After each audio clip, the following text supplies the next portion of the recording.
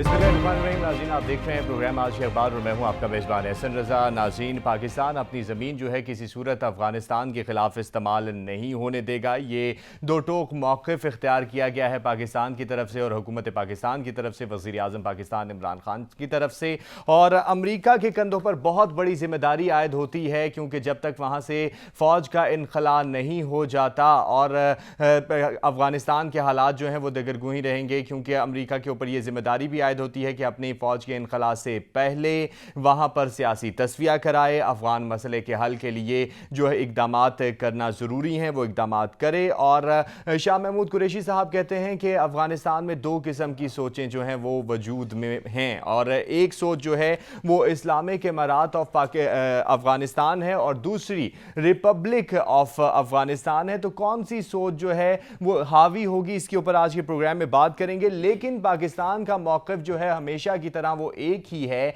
कि पाकिस्तान जो है वो अफ़गानिस्तान में अमन चाहता है, क्योंकि अगर अफ़गानिस्तान में अमन होगा तो वो पाकिस्तान के लिए भी बेहतर होगा, क्योंकि पाकिस्तान के हालात भी बेहतर होंगे, क्योंकि अफ़गानिस्तान के अंदर जितनी भी शोरिश है उसका नुकसान अल्टीमेटली पाकिस्तान को उठाना पड़ता है। और पार्लियामेंट में भी मसला अफ़गानिस्तान की गूंज सुनाई दी और ये कहा गया कि तमाम पार्टियों को हम अफ़गानिस्तान के मसले पर एक पेज पर लाने की कोशिश करेंगे और तमाम पार्लियामेंट को, अपोजिशन को भी एतमाद मिलेंगे इस मसले के ऊपर। और जहां अफगानिस्तान के मसले की बात हुई वहां कश्मीर के मसले की बात हुई और वज़ीर आज़म साहब इमरान खान साहब ने ये बात कही कि कश्मीर के मसले के ऊपर जो तमाम दुनिया है वो हमें खामोश नज़र आती है। और ऐसा क्यों है? क्योंकि कश्मीर के हकूक़ की बात की जाए तो आलमी सतह पर किसी किस्म की आवाज़ नहीं उठाई जाती। वज़ीर आज़म इमरान खान साहब का आइंदा माह का जो दौरा था बरतानिया का, वो उस पर नहीं जा रहे और वो ख़ुद ख़ित्ते की जो बदलती पॉलिसीज़ हैं, बदलती सूरत हाल है, उसकी मॉनिटरिंग करेंगे। मुल्क के सियासी जो हालात हैं इसकी वजह से भी उन्होंने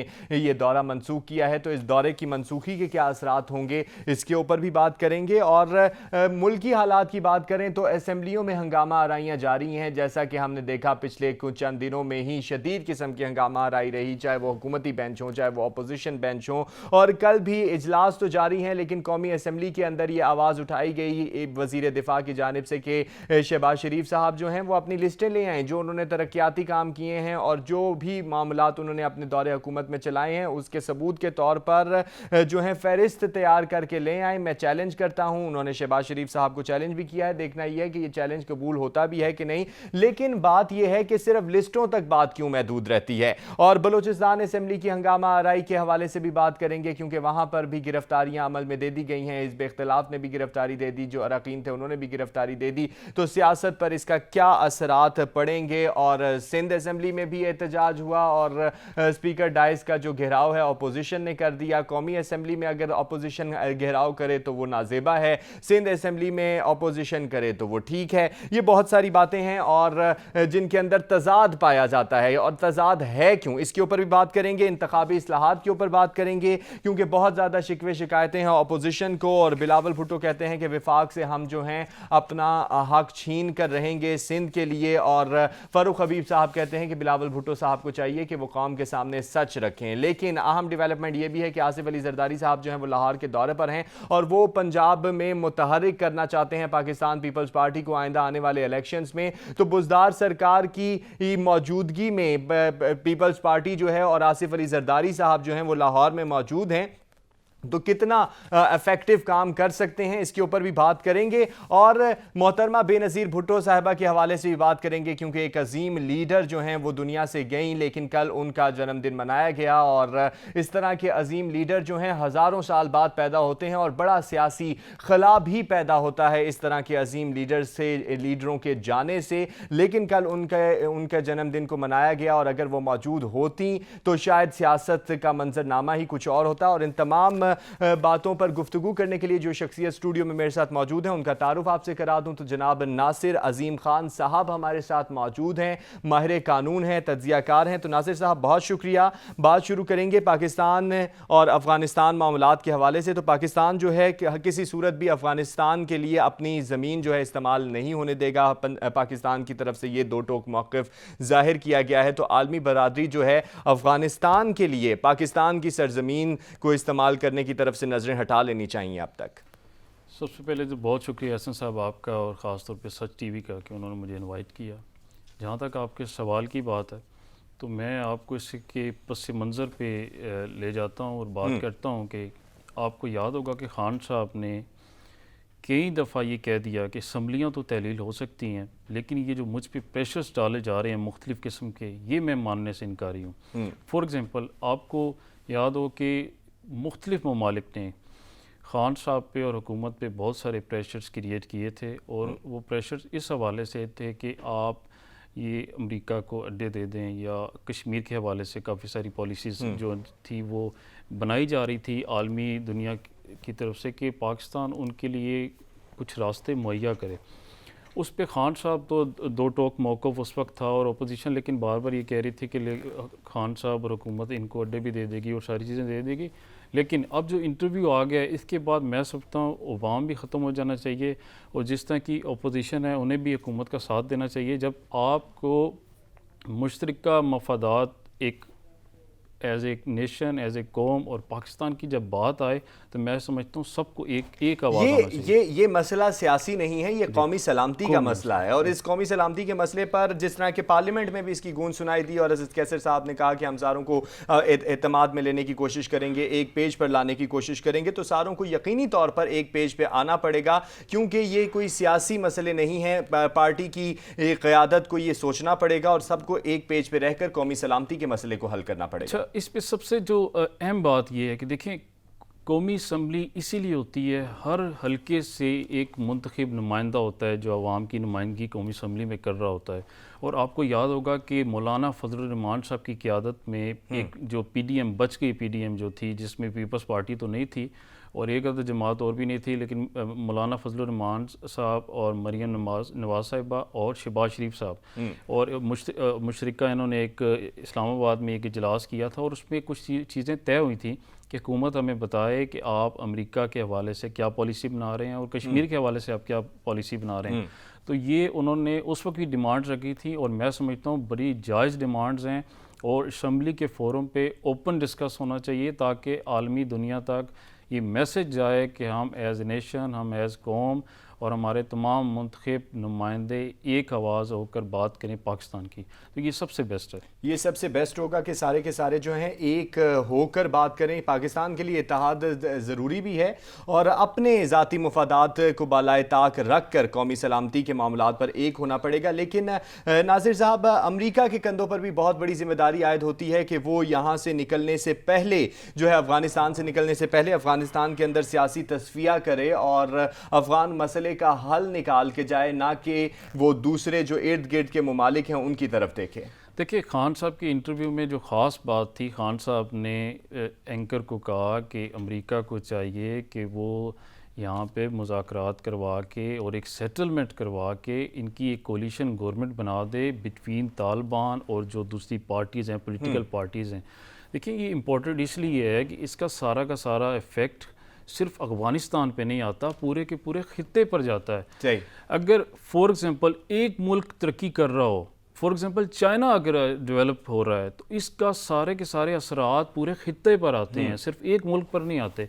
तो अमेरिका ये बहुत अगर इस तरह निकल जाएगा, इनखला करेगा, तो मैं समझता हूँ पूरे ख़ित्ते के साथ ज़्यादती करके जाएगा। और आप ये देखें कि 20 ईयर्स अमेरिका यहाँ अफ़गानिस्तान में बैठा रहा। अमेरिका इसको फ़तह करने नहीं आया था, सिर्फ अमेरिका इस खित्ते पर अपनी दाग पिटाने आया था। और अब भी अमेरिका को बेसिकली अब फोबिया है ना, और उस फोबिया से वो निकल तो सकता नहीं, वो अब इनखला तो कर रहा है, क्योंकि सुपर पावर का भी एक नशा होता है ना, सुपर पावर का एक नशा होता है, और वो सुपर पावर के तौर पर हमेशा अपने आप को कायम रखना चाहता है। अब वो इनखला तो कर रहा है, लेकिन अब वो ये चाहता है कि किसी तरह अफ़गानिस्तान की बुनियाद बनाकर पाकिस्तान में वो बैठ जाए और इस पूरे खित्ते पर नज़र रखे। देखें, एंकर ने एक और सवाल किया कि क्या आप एयर स्पेस देंगे। जब हम ज़मीनी रास्ता देने के लिए तैयार नहीं है, तो एयर स्पेस भी उस स्टेट की, उस रियासत की जो है ना मलकियत होती है, कैसे हम एयर स्पेस उनको दे दें अपने ब्रादर मुल्क के लिए इस्तेमाल करने के लिए। पीछे भी पिछले अरसे में आपको याद होगा कि भारत ने, हमारा जो पड़ोसी मुल्क है, उसने अर्जा सराई की और अफ़गानिस्तान की मीडिया को साथ मिलाकर इस हवाले से उजागर करना शुरू कर दिया कि पाकिस्तान ने अड्डे दे दिए हैं। देखिए, हमारी कोई ऑफिशियल स्टेटमेंट नहीं आई थी भारत को, और अफ़गानिस्तान के कुछ मीडिया को भी। भारत तो चले हमारे खिलाफ हर्जा सराई करेगा ही करेगा, लेकिन अफ़गानिस्तान की मीडिया को ये ख्याल रखना चाहिए कि 20 लाख रिफ्यूजीज़ पाकिस्तान में रहे हैं और ये पाकिस्तान वाहिद मुल्क है जिन्होंने पिछले 25-30 साल से रशिया के टाइम से पाकिस्तान ने उनको सहारा दिया हुआ है, उनकी आवाम को यहाँ पे पनाह दी है, अपना पनाह गज़ीन बन के यहाँ रह रहे हैं। तो उनके मीडिया को भी ये ख्याल रखना चाहिए कि पाकिस्तान इतना ज़ालिम नहीं कि उनके ख़िलाफ़ अड्डे दे देगा और उनके ख़िलाफ़ अपनी सरज़मीन इस्तेमाल होने देगा। पाकिस्तान ने आज से पहले भी कभी सरज़मीन इस्तेमाल नहीं होने दी।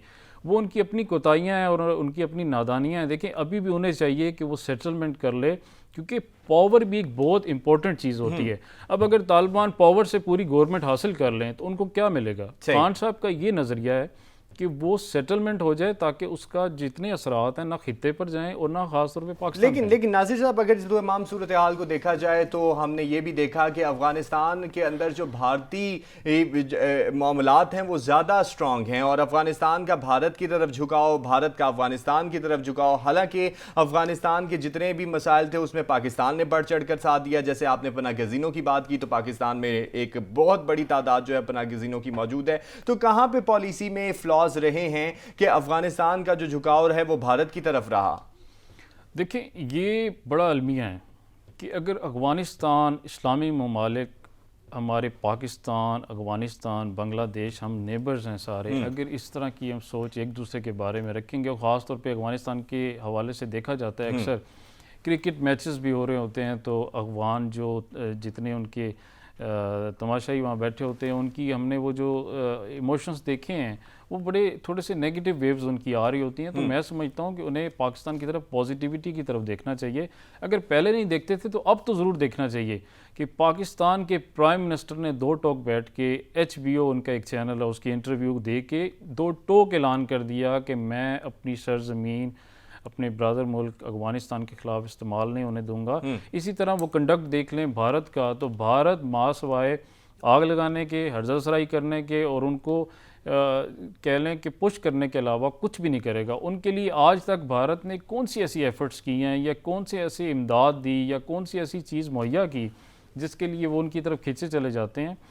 मैं समझता हूँ कि उन्हें पाकिस्तान के साथ बात को करना चाहिए और बात को समझना चाहिए, क्योंकि खान साहब अफगानिस्तान की बेहतरी भी चाहते हैं और पूरे खित्ते की बेहतरी चाहते हैं। और ख़ास तौर पे जैसे चाइना इस खित्ते को लीड कर रहा है और पूरी दुनिया को भी लीड करने के लिए जा रहा है, तो इस खित्ते के लिए बड़ा इम्पोर्टेंट है कि अमन हो, ताकि हम आने वाले वक्त में ये खित्ता डेवलप्ड खित्ता कहलाए। सही, पाकिस्तान का मौक़िफ़ जो है वो हमेशा से यही रहा है कि हम अमन की बात करें, क्योंकि चाहे जो कुछ भी हो। इसी तरह शाह महमूद कुरैशी साहब ने भी कहा कि जो अफगानिस्तान है वहाँ पर दो किस्म की सोचें हैं, एक है इस्लामिक अमारात ऑफ अफगानिस्तान और एक है रिपब्लिक ऑफ पाकिस्तान। तो आपको कौन सी सोच वहाँ पर ज़्यादा फ़ौक़ियत और पजीराई रखती हुई दिखाई दे रही है? लेकिन पाकिस्तान की तरफ से अगर नज़रिया एक ही है और वो नज़रिया अमन का है।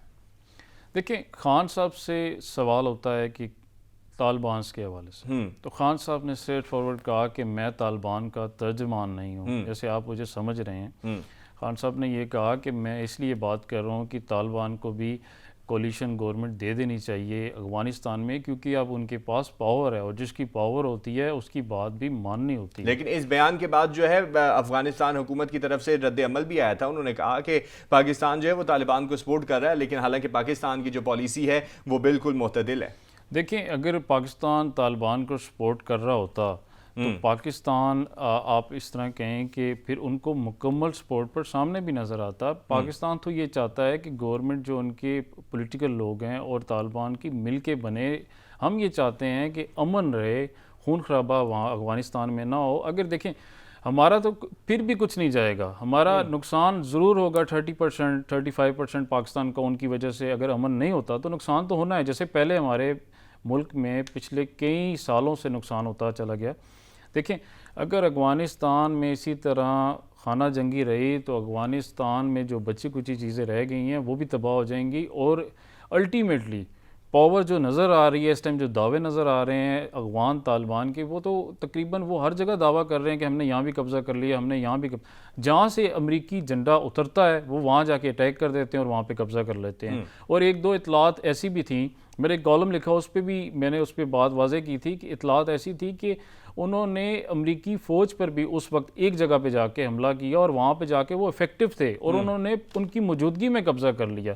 तो ये जो उन्होंने स्ट्रेटजी, पहले वो बैक फुट पे जाके अब वो फ्रंट फुट पे खेल रहे हैं, तो ये नुकसान उन्हीं का है, ख़ास तौर पे उनकी पॉलिटिकल वर्कर्स का है, उनके पॉलिटिकल जो लीडर्स हैं उनका है, और उनकी जो वो जो गवर्नमेंट बनाना चाहते हैं वहाँ देखें इस तरह की गवर्नमेंट्स तब बनती हैं जब मुल्क में अमन रहा हो, कहीं 30 साल से अमन रहा हो, 40 साल से रहा हो। अब वहाँ पे शुरू से ही खाना जंगी रही, रशिया के टाइम रही, फिर अमेरिका 20 साल से बैठा हुआ है।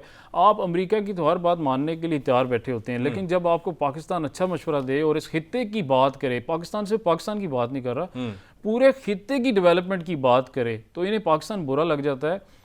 हम कैसे कह दें कि जी तालिबान बुरे हैं और आप सारे अच्छे हैं? देखिए तालिबान भी उसी मुल्क में रहने वाले, उसी रियासत के बाशिंदे हैं और वो वहाँ पे एग्जिस्ट करते हैं। लेकिन इस तमाम सूरत हाल में जो पाकिस्तान की पॉलिसी है वो मुतदिल है और बिल्कुल ना तालिबान की तरफ झुकाव है पाकिस्तान का, ना वहाँ पर मौजूदा हुकूमत की तरफ झुकाव है, बल्कि हम दरमियानी रास्ते की बात करते हैं। और जो भी वहाँ पर स्टेट बनेगी, जो भी वहाँ पर हुकूमत बनेगी, पाकिस्तान जो है उनके साथ चलने को तैयार है और अमन की बात करेगा। थोड़ी सी कश्मीर के हवाले से भी बात कर लेते हैं, क्योंकि नासिर साहब जहाँ पे अफगानिस्तान के मसले की बात हुई तो वहां पर कश्मीर के मसले की भी बात हुई। तो मसले कश्मीर पर जो दुनिया की आंखें हैं वो बंद हैं। कश्मीरियों के हकूक की बात होती है तो दुनिया बिल्कुल नहीं बोलती और गासिबों के खिलाफ आवाज नहीं उठाती। ऐसा क्यों है? देखिए, इंटरव्यू का जिक्र इसलिए करूंगा कि पहली बार ऐसा इंटरव्यू पाकिस्तान की हिस्ट्री में पाकिस्तान के प्राइम मिनिस्टर ने दो टोक अल्फाज में, और मैं समझता हूँ खूबसूरत अंग्रेज़ी के अल्फाजों में, साफ, जो कि पूरी आलमी दुनिया और यूरोप के ममालिक में भी उनको समझ आई होगी कि हमारे प्राइम मिनिस्टर क्या कहना चाह रहे थे। प्राइम मिनिस्टर ने बड़े इम्पोर्टेंट बात की कि देखें, आप बाकी मुतनाज़ा जगहों का तो जिक्र करते हैं, जैसे कि आलमी जितने भी कवानीन के मुताबिक और ये आलमी हवाले से भी इश्यूज़ उठाए गए, लेकिन आप कश्मीर को डिस्प्यूटेड एरिया क्यों नहीं कहते और कश्मीर की बात क्यों नहीं करते? तो वो एंकर जो था वो उसको थोड़ा सा हैरानी भी थी और वो परेशान भी हो रहे थे कि हम बात कर रहे हैं। वो छेड़ रहा था कि आप चाइना के हवाले से क्या कहते हैं और चाइना में क्या इश्यूज़ हैं। लेकिन जब खान साहब ने उनको कश्मीर की तरफ तवज्जो दिलाई, देखिए खान साहब ने हर फोरम पर जाकर कश्मीर की बात की। अक्सर मैंने सुना है कि अपोजिशन भी और ख़ास तौर पे कुछ पार्टीज़ के पॉलिटिकल वर्कर्स जो शायद इस हवाले से शऊर नहीं रखते कि पाकिस्तान इस स्टेज पे नहीं है कि जाके भारत पे हमला कर दे और जाके कश्मीर को फतह कर दे। भारत पे तो हमला करने की कोई बात नहीं करते, लेकिन ये ज़रूर कहते हैं कि हमारी जो पॉलिसी है वो एक ख़ास किस्म की नहीं रही हमेशा कश्मीर के हवाले से, ताकि हम पूरी दुनिया के अंदर जो है जिस तरह के भारत अपना पॉलिसी पूरी दुनिया में लेके चला कश्मीर के हवाले से, वैसी पाकिस्तान की पॉलिसी नहीं रही। देखिए सर, भारत ने जो चालाकियाँ की पिछले अरसे में 35A को ख़त्म करके और जो बकिया जो कानून को ख़त्म करके 370 और 370 को उनको ख़त्म करने के बाद जो जम्मू कश्मीर की रियासत का जो नक्शा था वो बिगाड़ने की कोशिश की। और पिछली अपडेट ये भी थी कि अब जो भारत है वो ये चाहता है कि वो जम्मू कश्मीर का नाम हटाकर जो नीचे वाली आबादी है उसको अलग स्टेट का दर्जा दे दे, और जो ऊपर पहाड़ी इलाका जितना भी ऊपर वाला एरिया सारा का सारा लद्दाख के करीब करीब उसको रियासत लद्दाख बना दिया जाए, ताकि वो जो कश्मीर उनकी छेड़ बन गई है। देखें, मैंने एक भारतीय न्यूज़ चैनल है, एक उनका निजी चैनल है, उस पर भी मैंने एक न्यूज़ देखी है कि वो कह रहे थे कि पाकिस्तान ने जो काम करना था वो कर गया है। वो देखें, पाकिस्तान ने जिस तरीके से जाके कश्मीर का मसला हर फोरम पर उठाया है, मैं समझता हूँ पिछली किसी भी गवर्नमेंट में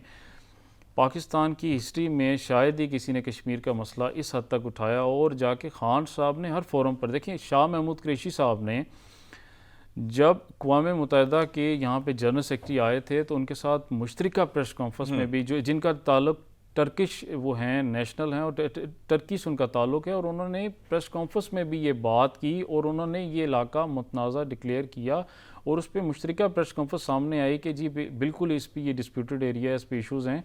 तो मैं समझता हूँ कि पाकिस्तान ने काफ़ी हद तक हर फोरम पर जाकर कश्मीर की आवाज़ बुलंद की है और आइंदा भी मैं समझता हूँ इससे बेहतर पाकिस्तान जो है आवाज़ बुलंद करता रहेगा। और हम भी यही चाहते हैं कि कश्मीरी जो लोग हैं उनकी बेहतरी और भलाई के लिए काम हो। और बात करेंगे वज़ीर आज़म साहब के जो आइंदा माह का बरतानिया का दौरा था इसके हवाले से। तो नासिर साहब, कश्मीर के हवाले से भी बात की हमने, अफगानिस्तान के हवाले से भी बात की, लेकिन वज़ीर आज़म साहब का जो दौरा था वो बरतानिया का मनसूख किया गया इन्हीं वजूहात की वजह से कि जब तक फ़ौज का इनखला नहीं हो जाता जाता, सियासी मामलात जो हैं मुल्क के सेटल नहीं हो जाते, तब तक वो दौरा नहीं करेंगे। तो इसके नतायज क्या देख रहे हैं? क्या वज़ीर आज़म साहब को जो है बरतानिया का दौरा नहीं करना चाहिए था, या अगर वो करने जा रहे थे तो उसे कर लेते ताकि जो बरतानिया और पाकिस्तान के ताल्लुकात हैं वो उनमें बेहतरी आ सके?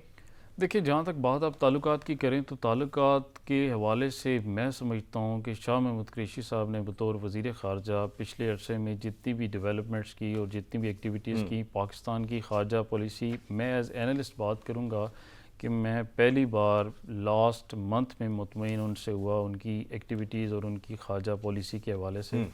तो मैं समझता हूँ कि पाकिस्तान की जो ख़ारजा पॉलिसी थी वो बहुत इस सिचुएशन में बहुत बेहतर जा रही है, और आने वाले वक्त में इससे भी ज़्यादा जो है ना बेहतरीन पॉलिसी इस हवाले से ये बनाएंगे, और इंशाअल्लाह ताला ये बेहतरी की तरफ ये मामला रवां दवां होगा।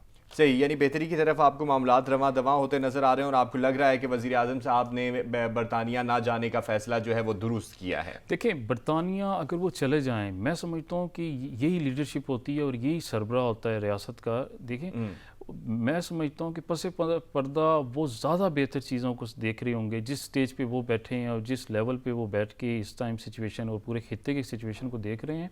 तो मैं समझता हूँ उनका ना जाना मेरा ख्याल है बेहतर है, क्योंकि अफ़गानिस्तान का इशू ऐसा चल रहा है कि जब तक वहाँ पे अमन कायम नहीं होता, पाकिस्तान में अमन बहुत मुश्किल से कायम हुआ कुछ सालों से, तो अब अमन की जो कायम होने की जो सस्टेनेबिलिटी है वो रहनी चाहिए, और खान साहब सही, अमन की जो कायम होने की सस्टेनेबिलिटी है वो रहनी चाहिए, जैसा कि आप कह रहे हैं, और इंशाल्लाह ऐसा ही हो, हम भी उम्मीद करते हैं, क्योंकि अफगानिस्तान में अमन होगा तो अल्टीमेटली पाकिस्तान में भी अमन होगा। थोड़ी सी मुल्की सूरत हाल की बात करते हैं तो कौमी असम्बली से बात शुरू करेंगे, क्योंकि कौमी असम्बली की हंगामा आराई के मनाजिर भी आपके सामने रहे होंगे, लेकिन अब जो है मामलात जो हैं रूटीन की तरफ चल रहे हैं। तो कल वज़ीर दिफा जो हैं उन्होंने शहबाज शरीफ साहब को चैलेंज कर दिया। उन्होंने कहा कि आप अपनी फहरिस्तें लेकर आएं, अगर आपको हमारी जो मैशत बेहतर होती हुई नज़र नहीं आती, आपको मुल्क में महंगाई जो है वो दिखाई दे रही है, तो आपके दौर में भी महंगाई थी, तो आप अपनी फहरिस्तें लेके आएं कि आपने क्या काम किए हैं। तो इस तरह तो हम फहरिस्तें ही मंगाते रहेंगे एक दूसरे से, काम कोई नहीं होने वाला। एहसन साहब, मैं परवेज़ खटक साहब को ये कहूँगा कि सर सॉरी, आपको थोड़ा सा मैं समझता हूँ ज़िम्मेदारी का मुज़ाहरा करना चाहिए कि जनाब वज़ीर आला KPK भी रहे और इससे पहले भी बहुत दफ़ा अहम ओहदों पर रह चुके हैं, इस वक्त वज़ीर दिफा हैं। आज बड़े अरसे बाद असम्बली में खड़े होकर इस तरह की तकरीर कर देना कि मुल्क में महंगाई कोई नहीं है, और अपनी जितनी भी 3 साला इस माशी पॉलिसी के हवाले से जो आप अपने आप को छुपाने के लिए अपोजिशन को दबाना, अपोजिशन तो बेचारी पहले ही दबी हुई है, अपोजिशन पे इतने रेफरेंसेस, इतने नैब के चक्कर हैं कि मैं समझता हूँ कि अगले 2-2.5 साल भी उन्होंने उसी काम में मसरूफ़ रहना है। परवेज़ खटक साहब को मैंने उनकी तकरीर सुनी कौमी असम्बली की, तो वो कह रहे थे कि आप KPK आ जाएं और आप मेरे सूबे में आ जाएं तो आपको कोई गरीब आदमी नहीं मिलेगा। नहीं, ऐसा अभी वहाँ पर बजट आया, तो बजट आने के बाद लोगों ने अवाम से भी इंटरव्यू किए, तो अवाम तो यही कहते नज़र आए, खास KPK अवाम जो है ये कहते हुए नज़र आए कि जितना पैसा है वो ऐवानों की और हुक्मरानों की नज़र है, हम तक कुछ भी नहीं पहुँचता। हालांकि अगर देखा जाए तो खैबर पख्तूनख्वा की अवाम जितनी मेहनती और काम करने वाली है, ऐसी शायद पूरी दुनिया में कहीं ना मिले। अच्छा सर, मैं भी KPK से मेरा ताल्लुक़ है, मैं रहता ज़रूर इस्लामाबाद में हूँ, लेकिन मेरे 4 फादर्स KPK से हैं, तो मेरे तमाम रिलेटिव्स KPK से हैं, मेरे पास अपडेट होती है KPK के हवाले से। ये जहाँ तक बात कर रहे हैं कि कोई कच्चा घर आपको नहीं मिलेगा, आप चले जाएं तो KPK में आपको कोई पक्का घर नहीं मिलेगा, ये इनकी गलत बात है। KPK में दूसरी बार गवर्नमेंट आपको पश्तून ने दोबारा दी थी, तो आपको उसका ख्याल रखना चाहिए। और सिर्फ KPK की बात नहीं है कि आप KPK का दावत दे दें तो आप आ जाएं, आप पूरे पाकिस्तान के वज़ीर दिफा हैं, और खड़े होकर कह देना कि आप लिस्टें ले आएँ और आपने क्या।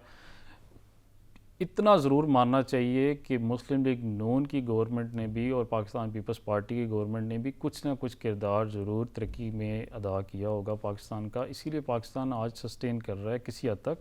मैं ये नहीं कहता हूँ कि वो 100% कर गए होंगे, लेकिन कुछ ना कुछ बुनियाद तो ज़रूर किसी न किसी चीज़ की रख के गए होंगे। लेकिन अगर आपको नया पाकिस्तान अब बन ही गया है, तो 3 साल में नए पाकिस्तान में आपको तो गरीब आदमी नज़र आना बंद हो गया है, लेकिन मैं समझता हूँ कि हम लोग आवाम में रहते हैं। सर महंगाई इतनी ज़्यादा हो गई है, महंगाई इतनी ज़्यादा हो गई है, जैसे पहले कहा जाता था कि हम जो हैं गुर्बत का और गुर्बत का खात्मा करेंगे, लेकिन जिस तरह की पॉलिसीज चल रही हैं महंगाई के हवाले से, महंगाई का जिन जो है वो बोतल से बाहर है, तो ऐसे लग रहा है कि गरीब का ही खात्मा हो रहा है। क्योंकि जो गरीब है, इदारे शुमारियात की रिपोर्ट्स आप देख लें, हर चीज़ महंगी है। गरीब ने तो 2 वक्त की रोटी खानी होती है, वो उसे मिल नहीं रही, और यहाँ पर सिर्फ लिस्टें मंगाई जाती हैं कि आपके दौर में क्या काम हुए, हमारे दौर में क्या काम हुए, और हमने ये कर दिया और आपने ये कर दिया। अवाम की बात तो कोई नहीं कर रहा। देखिए, वो इसीलिए कह रहे हैं कि मुझे गरीब नज़र नहीं आ रहा। हाँ, उन्हें गरीब नज़र आना भी नहीं।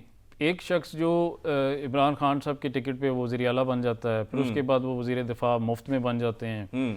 इन लोगों को गरीब आदमी तो मैं समझता हूँ आगे 2.5 साल भी नज़र नहीं आना। इन्हें होश करना चाहिए और शर्म आनी चाहिए।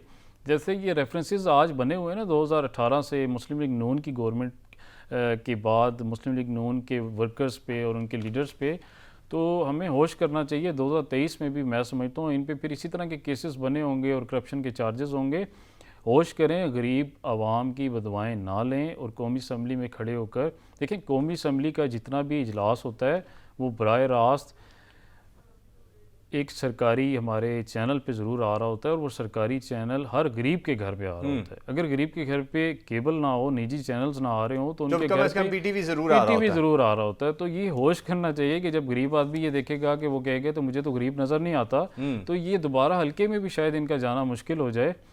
अभी पिछले अरसे में एक गरीब शख्स कोई एक सोसाइटी में पकड़े गए और रेड हुआ और वो सारा, तो वो भी इनका नाम ले रहे थे। और क्योंकि फिर हो सकता है कि जब ये इलेक्शन के लिए, जब 2023 के इलेक्शन के लिए हलकों में जाएं, तो फिर गरीब को शायद ये नजर ना आए, लेकिन अमूमी तौर पर ऐसा सर होता होना नहीं भी है। ऐसा ही है, होना भी अच्छा, आपको लग रहा है कि 2023 में ऐसा होगा, लेकिन चले देखते हैं। अभी तो इलेक्शन की तैयारियों में सब लगे हुए हैं। असेंबलियों की बात हो रही है, तो सिंध असेंबली में भी हंगामा आराई हुई और अपोजिशन ने स्पीकर जो हैं उनका स्पीकर डाइस का घेराव भी कर लिया। मैं आपसे ये जानना चाहूंगा नासिर साहब कि ये रवैये क्यों हैं? क्योंकि अगर कौमी असेंबली में देखा जाए तो वहां भी अपोजिशन डाइस का घेराव कर लेती है, तो हुकूमती बेंचों से आवाज आती है कि इन्हें तो तमीज ही नहीं है, ये जो है अवाम के लिए बात नहीं कर रहे, इनका सिर्फ काम हंगामा आराई करना है। और अगर सिंध में ये मामला हो जाए तो ना विफाक की तरफ से किसी किस्म की सरजनिश होती है, क्योंकि वहां जो अपोजिशन है वो मौजूदा हुकूमत की है। तो यहां पे बहुत ज्यादा तजाद नजर आता है, और ऐसे रवैये हैं क्यों? सर मैं आपको ये बात करूं कि मेरा पिछले वीक में ये सारी सिचुएशन देख के कौमी असम्बली की ख़ास तौर पे, और उसके बाद सिंध असम्बली में वो एक हमारी एमपी हैं वहाँ पे दुआ भुट्टो, हर बात पे कोई बात हो ना वो प्ले कार्ड लेकर और वो शोर मचाना शुरू कर देती हैं। और वो उन्हें एक चीज़ सिखा दी गई है कि अपोजिशन ने बस चीखें मारनी हैं। देखें, अगर तो आप पाकिस्तान तहरीक इंसाफ ने मुस्लिम लीग नून बनना है तो फिर मुस्लिम लीग नून की तरह हरकतें शुरू कर दें, फिर आखिर में ये भी कहना 2023 में कि मुझे क्यों निकाला। देखें, उन्हें चाहिए कि अगर वो कौमी असम्बली में चीखे मारते हैं आके, तो फिर सिंध असम्बली में पीटीआई की अपोजिशन को चीखे नहीं मारने चाहिए। ख्याल रखना चाहिए, मोरालिटी अंग्रेज़ी का लफ्ज़ है और उर्दू में कहते हैं अखलाकियात, ये बड़ी इंपॉर्टेंट चीज़ है। मैंने इस हवाले से 2-3 कॉलम्स भी लिखे और मैंने उस पर ये बात पे रोशनी डाली कि जब हमारी कौमी असम्बली के मेंबरान और सूबाई असम्बली के मेंबरान ये हरकतें करेंगे, मैं ये नहीं कह रहा हूँ कि पाकिस्तान तहरीक इंसाफ के लोगों ने किया या नून लीग के किया या पीपल्स पार्टी किया, करते हुए सब दिखाई दे रहे थे और सब के सब हुल्लड़बाजी कर रहे थे। ये ऐसी हरकतें थीं कि बचपन में जब क्लास से टीचर चले जाया करते थे तो बच्चे क्लास में शोर मचाना शुरू, लेकिन वहां पर टीचर भी मौजूद थे, यानी स्पीकर मौजूद थे, और ये बात बार बार स्पीकर को भी कही गई कि ये आपकी मौजूदगी में हुआ और आपको इसका खमियाजा भी भुगतना पड़ेगा। बल्कि ये भी कहा गया कि ये वजीर आजम साहब की एमा पर हुआ है।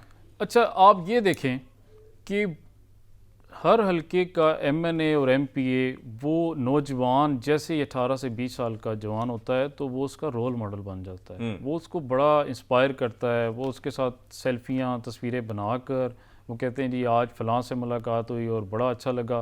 तो मेरा कहने का ये मकसद है कि वो उनके रोल मॉडल्स होते हैं, और अगर रोल मॉडल्स ये हरकतें असम्बलीज़ में जाके करेंगे तो हमारी नौजवान नस्ल क्या सीखेगी, हम लोग आपसे क्या सीखेंगे।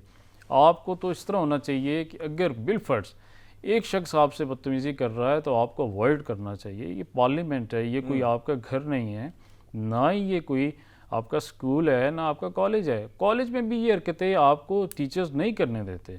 ना ही स्कूल में आपको इजाज़त होती है। तो अगर हम स्कूल और कॉलेज में हरकतें नहीं करके आए और ना ही हमने शायद सीखी हैं, तो ये मैं समझता हूँ ये असम्बली में जाके हमने सीखी कहाँ से हैं? सही, तमाम इख्तलाफात अपनी जगह, लेकिन इस तरह के रवैये जो हैं वो मुनासिब नहीं हैं, क्योंकि इनका बराह रास्त कौम के ऊपर असर पड़ता है और कौम जो है वो आपको रोल मॉडल समझती है, क्योंकि उन्होंने आपको मुंतखब करके भेजा होता है, तो वो आप ही की तरफ देख रहे होते हैं और आपने ही मुस्तकबिल का तयन करना है। जहाँ सिंध असम्बली की बात हुई और कौमी असम्बली की बात हुई नासिर साहब, तो वहाँ बलूचिस्तान असम्बली की बात करेंगे, क्योंकि वहाँ पर तो दो हाथ आगे ही मनाजिर नजर आए और उसके बाद अब जो हैं गिरफ्तारियां भी दे दी गई हैं। तो बलूचिस्तान की सियासत पे इन गिरफ्तारियों के क्या असरात देख रहे हैं? जैसे कि मौलाना अब्दुल वासी साहब ने भी कहा कि जो मौजूदा हुकूमत है इन्हें ना सियासत आती है और ना इन्हें जमहूरियत का पता है। देखें, असम्बलीज़ इसलिए बनाई जाती हैं, असम्बली में मुंतखब नुमाइंदे इसलिए भेजे जाते हैं कि वहाँ पे कानून साजी होगी। वहाँ पे ये जो तमाशा लगाना, वहाँ पे एक दूसरे को जूते मारना, असम्बलीज़ के अहाते में भी एक दूसरे को जूते मारना, एक दूसरे के ख़िलाफ़ स्लेजिंग करना, मैं समझता हूँ ये दुरुस्त बात नहीं है और ये दुरुस्त अमल नहीं है। देखें, असम्बलीज़ में पढ़े लिखे लोग बैठे होते हैं, तमाम ग्रेजुएट लोग होते हैं और इन्होंने सिर्फ़ और सिर्फ कानून बनाना होता है। देखें, किसी की बात से एतराज़ है तो आप पॉइंट ऑफ ऑर्डर लें, आप उस पर एतराज़ उठाएँ, आप अपने माइक पे बात करें और एथिक्स के मुताबिक बात करें और अपने दायरे में रहते हो। देखें, बलूचिस्तान असम्बली में अब वो व्यूज़ जो उसके वायरल हो रहे थे और उसकी विजुअल्स मैंने देखे हैं कि वो जूते मार रहे हैं और वो चीफ मिनिस्टर साहब आगे आगे भाग रहे हैं और जो हैं सारे के सारे उसके पीछे जूते तो क्या गमले भी उठा लिए सारे। अब गिरफ्तारियां दे देना, सियासतदानों को सिर्फ और सिर्फ गिरफ्तारियां देने के अलावा आता भी कुछ नहीं है। वो समझते हैं कि जितनी गिरफ्तारियां देंगे उतने बड़े हम वजीर बनेंगे, उससे ज़्यादा हम फिर प्राइम मिनिस्टर बनेंगे और शायद वो प्रेसिडेंट भी बन जाएं।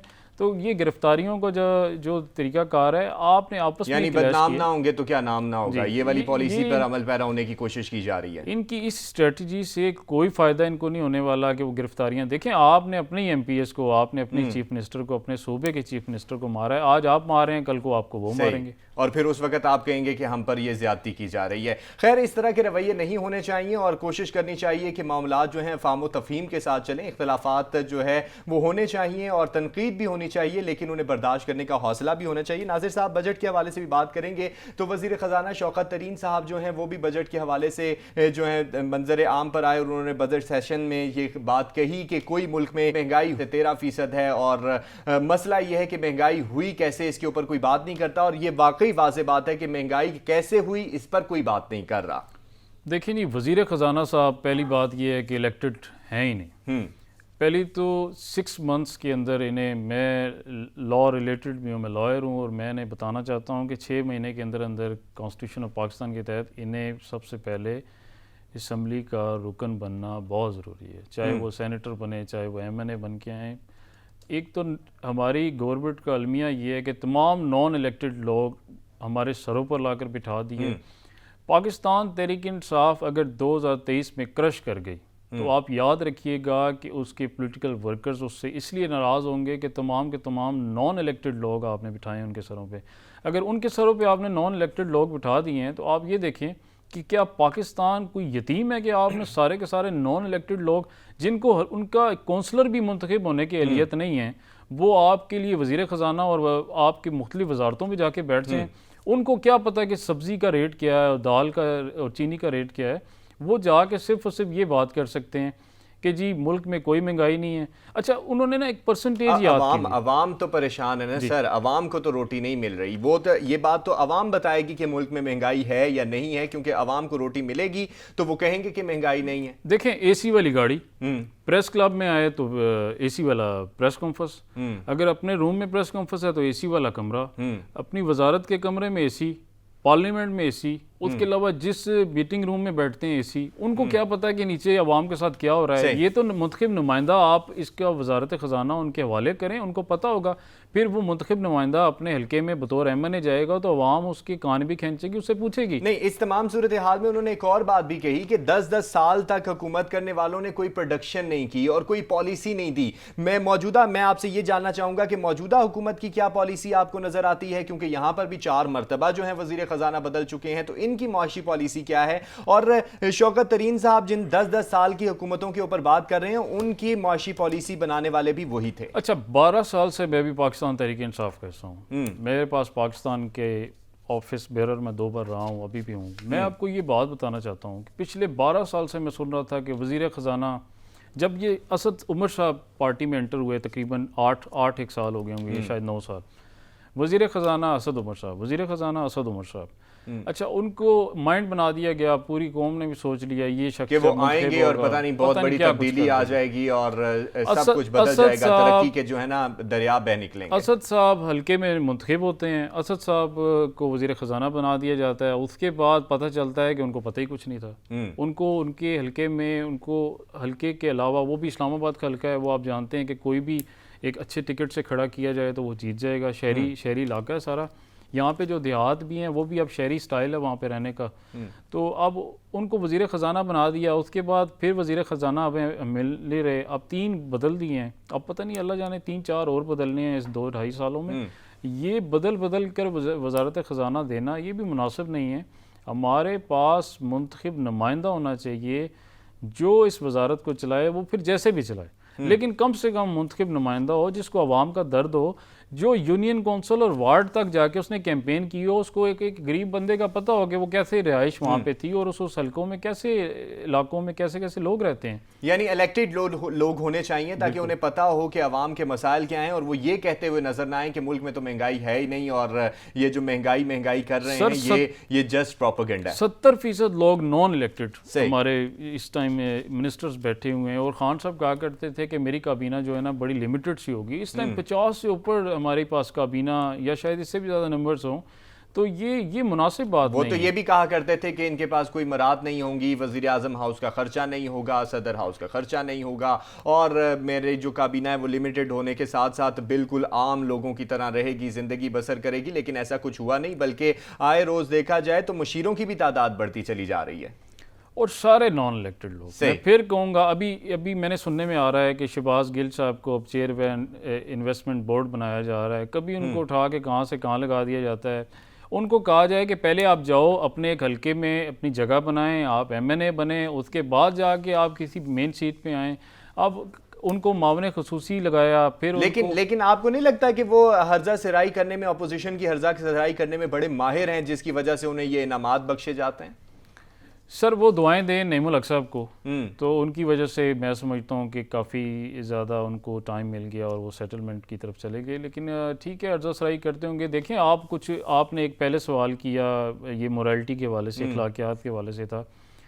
यहाँ पे मुस्लिम लीग नून के लोग पहुँच जाते हैं असम्बली के बाहर, और जब वो खान साहब अपना एतमाद का वोट ले रहे थे, उन्होंने जिन साहब ने भी मुस्लिम लीग नून के MNA ने कहा कि पंजाब का कल्चर है गालियां देना, वो वहाँ बाहर जाके हुल्लड़बाजी शुरू कर देते हैं। अच्छा, वहाँ पे पाकिस्तान तहरीक इंसाफ के वर्कर्स ने उन पे मॉब की सूरत में जो भी एक्टिविटीज की, लेकिन इनको एहसन इकबाल साहब को जूता भी पड़ा। इनको देखें कि आप पार्लियामेंटेरियन हैं और आप रोड पे जाके प्रेस कॉन्फ्रेंस कर रहे हैं, आपको इतनी अक्ल नहीं। अच्छा, उसके बदले में आप फिर देखें कि हमारे अवाम को क्या सिखाया और लोगों को क्या सिखा दिया कि शहबाज गिल साहब लाहौर जाते हैं अपनी पेशी के दौरान, वहाँ पे खड़े होते हैं तो मुस्लिम लीग नून का एक कारकुन आता है, क्योंकि लीडर से ही आवाम सीखती है, उनके वर्कर सीखते हैं।